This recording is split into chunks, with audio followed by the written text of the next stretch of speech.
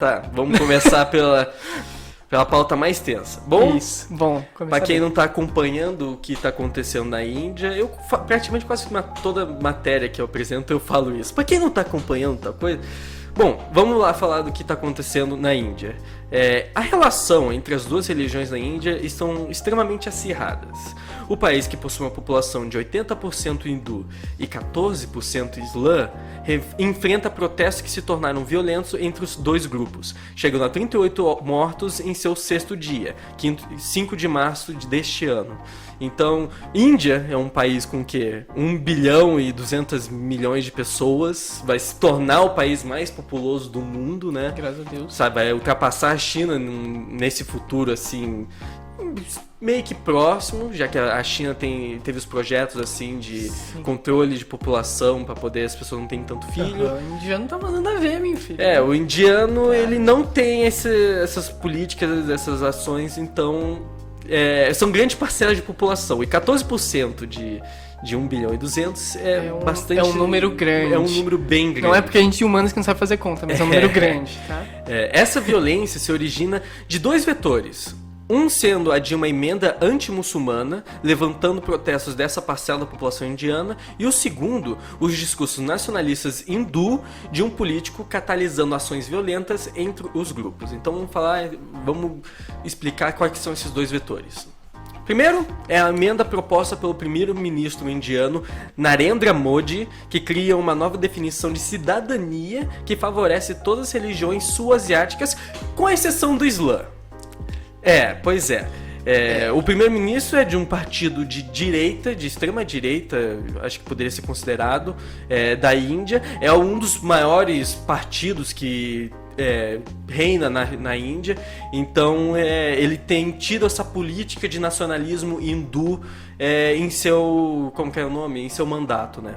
A nova lei tem a intenção de tornar a Índia em um país centrado ao hinduísmo, deixando uma população de 200 milhões de muçulmanos em uma situação desfavorável, para dizer o mínimo. Então, é uma população quase equivalente ao Brasil, sabe? De uma outra, sabe, cultura e de uma outra religião, que o cara tá só aqui, uma banana pra vocês, né? Já o político em questão, que é do segundo vetor, se chama Kapil Mishra. Mishra já foi conhecido por seus francos ideais e políticas flexíveis, assim, ele é bem honesto com seus ideais, durante sua presença em um dos partidos mais progressistas da Índia.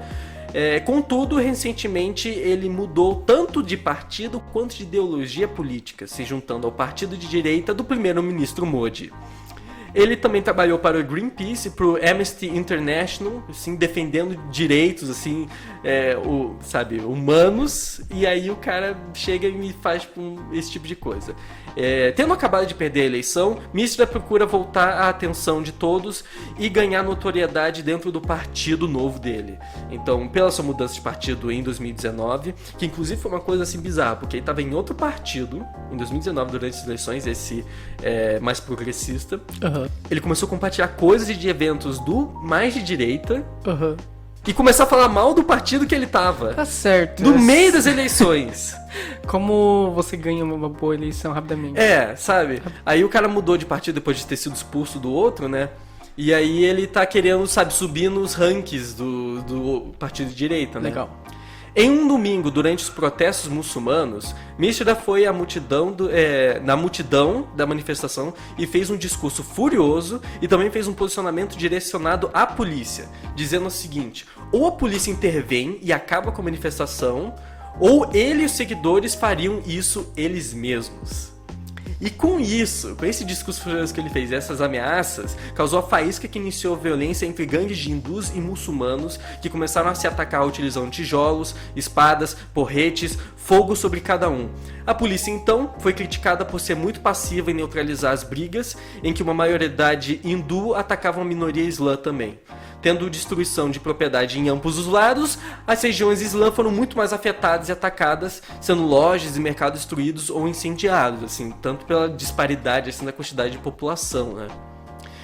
Tudo isso incluiu essa confusão, enquanto o presidente Trump visitava o primeiro-ministro Modi, ou seja, tipo, o cara traz melhores energias, assim, o cara vai pra lá. Onde esse cara vai é festa. E o evento do Trump visitar lá foi utilizado como justificação pela falta de ação da polícia durante os ataques. Então foi registrado que pessoas assim da comunidade muçulmana teve, por exemplo, suas casas invadidas ou foram atacadas e chamaram a polícia ou não respondeu ou falou que eles estavam muito ocupados. E daí a justificativa era porque o Trump estava visitando e que daí precisava de segurança pro Trump e daí eles estavam ocupados. Tá. Tá. Ok. Aí, após o Trump sair da Índia, o Modi, o primeiro-ministro, fez uma declaração a respeito dos ataques no Twitter, né? Dizendo o seguinte, entre aspas, manter a paz e a irmandade em todos os momentos, paz e harmonia são fundamentais para a nossa ética. E então, tipo, o pronunciamento dele sobre, tipo, o pessoal tá pegando no pau, o pessoal tá, tipo, atacando uns aos outros. Tipo, ei, gente, paz e harmonia, amor ao próximo, valeu. Basicamente isso. É um bom meio de campo. Gostei. Muitos, então, culpam Mishra por ter sido um catalisador por essa violência. O político respondeu essas críticas também no Twitter, dizendo: não é um crime pedir a abertura de estradas bloqueadas. Não é crime dizer a verdade. Não tenho medo dessa campanha de ódio contra mim. Ou seja, o cara, tipo, chega lá e causa confusão, o cara sendo, tipo, preconceituoso, e o cara, tipo, não, isso daí, eu só queria que abrisse. Eu não ameacei eles falando que a gente ia tomar nossos, sabe? Mas eu só tá querendo dizer a verdade. Tá. Já apoiadores de Mishra o defenderam argumentando: como nossos filhos iriam chegar à escola com aqueles manifestantes bloqueando a estrada? Ele estava apenas tentando ajudar. E essa é a nossa pauta, assim, bem resumido, assim, da situação que está acontecendo, sabe? Nós temos grandes pessoas que fizeram manifestações tanto em universidades, assim, em prol à comunidade muçulmana e, sabe, esse radicalismo que está surgindo do nacionalista hindu, assim, apoiado pelo Modi e querendo, sabe, mudar... centralizar o país em uma cultura mais e religião hindu, e o cara tirando, assim, sabe, colocando de lado 200 milhões de pessoas, assim, sem mais nem menos, por causa de ideal. Cara, na real, assim, eu conheço, admito que eu conheço pouco, assim, essa questão dos hindus, dos muçulmanos, mas, assim, é algo que, quando a gente estuda um pouquinho na história, começou lá em 1900, se não me engano, pós-guerra, em 1947, 48, e é um dos conflitos mais mortais registrados até hoje, assim, desde a partição da Índia, principalmente depois da Segunda Guerra. Então, é algo que é histórico, então a gente vê que tem uma história por trás de tudo isso. Ainda mais relacionado ao Paquistão também, que eles têm uma relação bem não muito boa. E, inclusive, esses conflitos também foram atribuídos ao conflito Paquistão, sabe, direcionaram a população muçulmana com a questão do Paquistão e meio que, tipo, incluíram dentro dessa briga. Sim, a região lá é tudo, tipo, Paquistão, Afeganistão, Arábia Saudita, você mistura aquela galera lá, é briga, né, festinha. Mas eu vejo que, assim, não é algo que se resolve do dia pra noite, né, tipo, vai continuar tendo tudo. Assim... o problema também é que o cara, o líder político e, sabe, um dos maiores partidos é nacionalista hindu, eles estão, sabe, o voto dessa questão foi passado, sabe, o pessoal tá protestando um voto que passou, então, dificilmente vai mudar e é uma decisão extremamente brusca e que... Cara, é tenso, mano. Porque você fica pensando que, não, o cara só fez uma coisa que mudou. Mas isso afeta, tipo, 200 milhões de pessoas. É tipo um Brasil. É um Brasil. É tipo um país. Mas é algo que meio que a gente olhando de fora, claro que sempre a gente deseja paz e tudo mais, mas... Sim, mas como solucionar um problema desses, né? Sabe, toda a questão... aqueles problemas políticos geopolíticos, né, que... Sabe? Sim. Não é um problema assim... O que? Intervenção de outros estados? Mas, porra, como que vai intervir dentro dos assuntos internos de um país, né?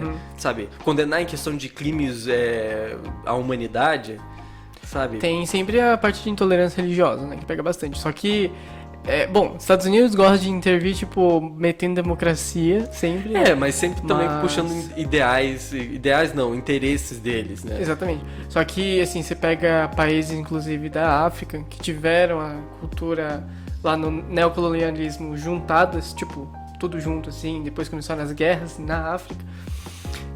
Não teve muito o que fazer, tipo... Os ingleses fizeram a cagada de entrar na África e dar uma mexida lá onde não deveria mexer. O que a ONU fez? Deixa, tipo, eles não podem intervir porque senão entra como crime de intolerância religiosa, mas ao mesmo tempo não podem ignorar porque senão entra como descaso à humanidade. Então, tipo, é meio foda nessa parte, só que é meio... Deixa se ajustar, entendeu? Tipo, vai continuar sendo. É uma pena que esteja acontecendo isso, mas... Alguém se meter pior ainda, sabe? Sabe, como que o cara vai se meter? Então é aqueles problemas que... Putz... É tenso e não tem muito que... Triste, né? Vou dizer o mínimo. E... Cara, assim, eu acho que todo mundo devia morrer. Brincadeira. Eu acho que... Não, é algo que tem que deixar. A galera se ajeite. Se a humanidade toda morrer, a Terra vai ficar mais em paz. Momento lo-fi. Hashtag momento lo-fi. O que você tem pra trazer do Brasil? Coisa boa, cara, coisa feliz, descontraída. Coisa boa, coisa feliz.